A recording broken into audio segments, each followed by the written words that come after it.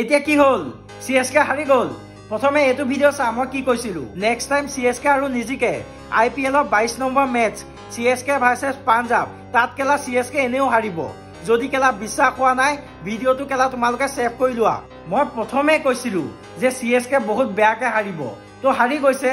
ভাই এনেকে back to back যদি RCB হাৰা হয় আমি কেলা মুখ দেখাবলৈ লাজ পালো হয় এতিয়া কেলা CSK কুকুৰ ফেন্স বিলাকে কমেন্টত থাকি আছে আমাৰ CSK এনেকুৱা আমাৰ থালা এনেকুৱা আমাৰ ধনী এনেকুৱা থালাই জিকাব পাৰিলে নোৱাইলে বেক টু বেক হৰাই আছে ভাই থালা বুঢ়া হৈছে ৰিটায়াৰমেন্ট ল'ব দে নহলে কেলা ৰেষ্ট ল'বলৈ দে নহলে ৰেষ্ট অফ পিচ হৈ যাব কাম নাই ভাই CSK কাম নাই CSK ফেন্স বিলাকৰ খালি ফটা লেভেল তাৰ বাহিৰে একো নাই